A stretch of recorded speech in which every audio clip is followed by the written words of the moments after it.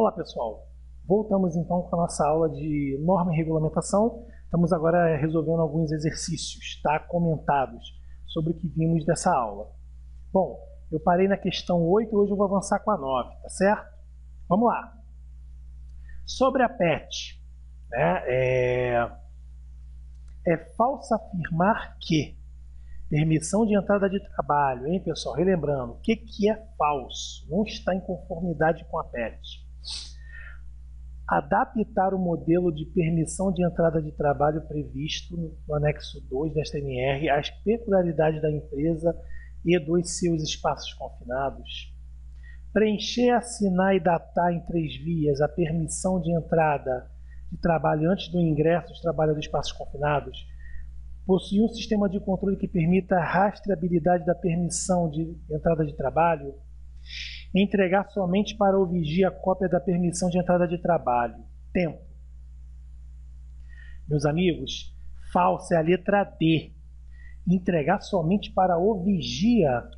São 3 vias, e falamos muitas vezes isso. Uma para o vigia, uma para o empregador e uma para um funcionário, tá? Uma para o empregador para a empresa, uma para o vigia e uma para o funcionário. Alternativa D não se encaixa nos padrões da PET, permissão de entrada e trabalho.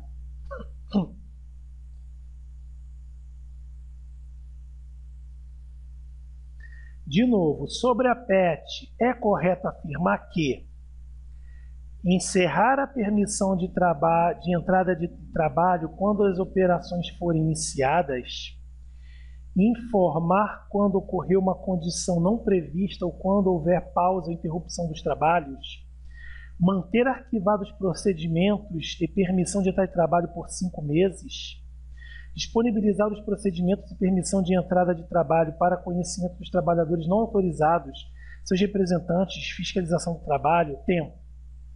O que é correto afirmar sobre isso aqui? Disponibilizar os procedimentos, tá? Para trabalhadores não autorizados, para trabalhadores autorizados. Não autorizados não estão envolvidos nessa norma, meus amigos. Por 5 meses, 5 anos. Isso é uma pegadinha, não é 5 meses, está errado. Informar quando ocorrer uma condição não prevista, ou quando houver pausa ou interrupção dos trabalhos. Pode ser. Encerrar a permissão de entrada de trabalho quando as operações forem iniciadas. Espera aí, você iniciar a operação e fechar a PET? Nunca. Você só finaliza a PET quando as operações forem finalizadas. Nunca faça isso. Então a alternativa B está correta. Tá? Informar quando ocorrer uma condição não prevista ou quando houver pausa ou interrupção nos trabalhos. A alternativa B está correta, tá? Isso aqui foi uma pegadinha, meus amigos. E pegadinha das boas. Os procedimentos para trabalho em espaços confinados e a permissão de entrada e trabalho devem ser avaliados no mínimo uma vez ao ano e revisados sempre que houver alterações dos riscos. Toda vez que for entrar ao espaço, a cada 5 anos, a cada 40 horas. Tempo. Os procedimentos para trabalho em espaços confinados e a permissão de entrada de trabalho devem ser avaliados no mínimo uma vez ao ano e revisados sempre que houver alteração dos riscos, toda vez que for adentrar ao espaço. Tá? Então, olha só, meus amigos, é o seguinte, eu não estou falando que tem que se fazer a PET. Uma coisa é você fazer a PET, uma coisa é você revisar os procedimentos. Os procedimentos têm que ser revisados, tá? Toda vez que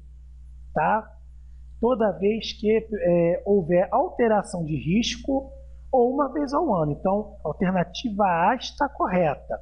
Toda vez que adentrar o espaço confinado tem que ser feito a PET, mas a análise da situação, tá? E a revisão tem que ser feita uma vez ao ano quando houver alteração de risco. A cada 5 anos, 40 horas, nem pensar.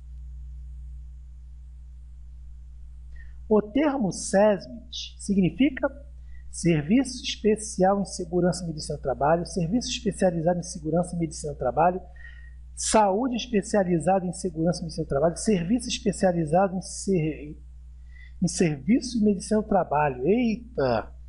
Tempo. Meus amigos, SESMIT, tá? Alternativa, tá? Que se encaixa aqui, serviço especializado em segurança e medicina do trabalho. Alternativa B está correta. Esse é o termo, a explicação de SESMIT. Vamos dar uma olhada lá na aula só para fazer o tira-teima. Eu sempre gosto de fazer um apanhado. É muito bom. Serviço especializado em segurança e medicina do trabalho. Tá vendo, meus amigos? Serviço especializado, tá? Então vamos lá. Serviço especializado em segurança e medicina do trabalho. Alternativa B. Certo? Continuando, pessoal. Continuando, tá? O termo CIPA significa Curso Interno de Prevenção de Acidentes, Companhia Interna de Prevenção de Acidentes, Comissão Interna de Projeção de Acidentes, Comissão Interna de Prevenção de Acidentes. Tempo.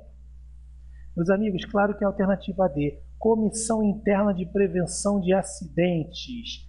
É a explicação para o termo CIPA. Olha lá, ó, Comissão Interna de Prevenção de Acidentes, tá? Próxima questão.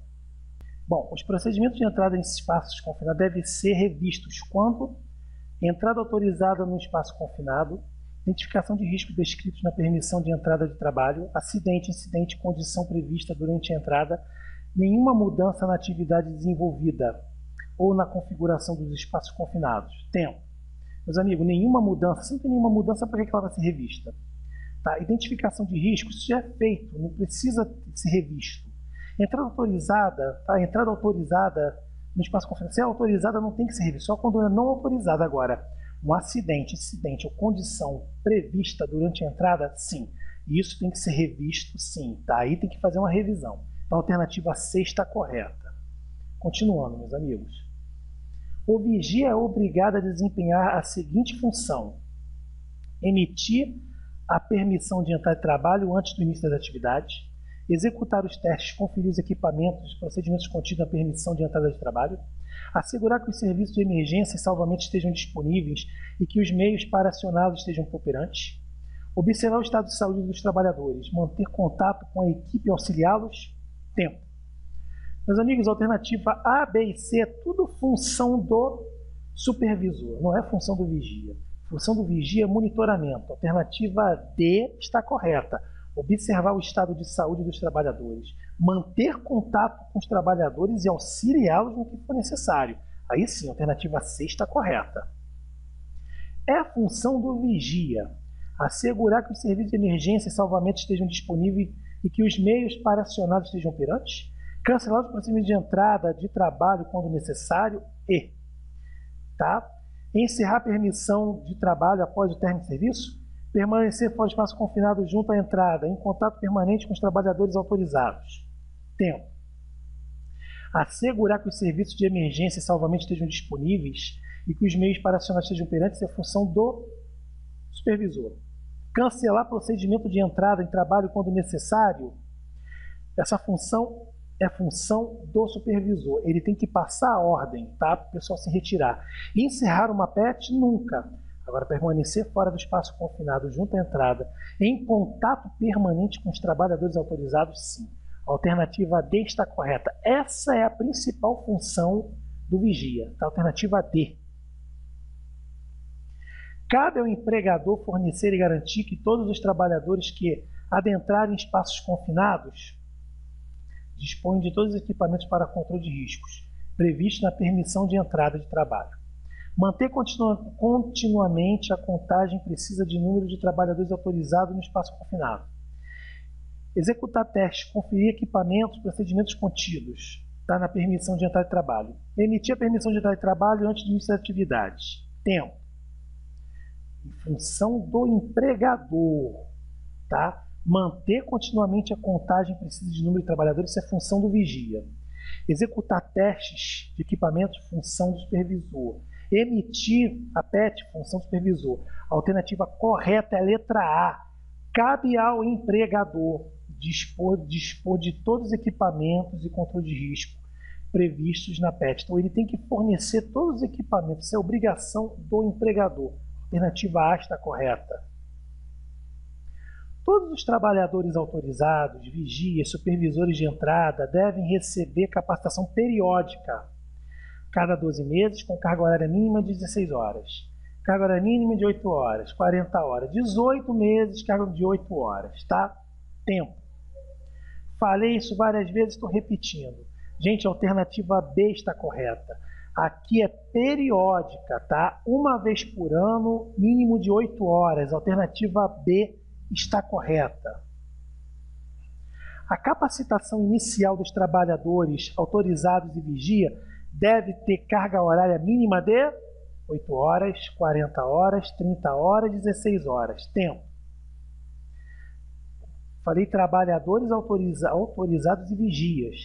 Para iniciação é carga horária de 16 horas. Alternativa D. Tá? Não é periódica, de 8 horas. Supervisor, vou falar depois. Todos os supervisores de entrada devem receber capacitação específica, com carga horária mínima de 16 horas, 8 horas, 40 horas, 30 horas. Tempo.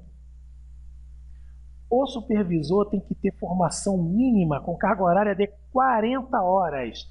Alternativa C. Está lá na legislação, é só procurar, tá, pessoal? Assim, muito bem. Bom, meus amigos, é o seguinte, finalizamos aqui, tá? Nossa próxima aula vamos avançar com outras considerações, vamos ter também alguns vídeos, enfim, tá? Estou finalizando aqui, continue os estudos. É bom ter você, né, em tê-los, né, aqui na minha companhia aqui, com essa troca de aprendizado, de informação. A gente também aprende muito lecionando e essa troca é muito bacana. Que possa ser de grande valia as informações que eu passei. A gente se vê numa próxima oportunidade. Tá? Tenha um bom trabalho aí. Até a próxima.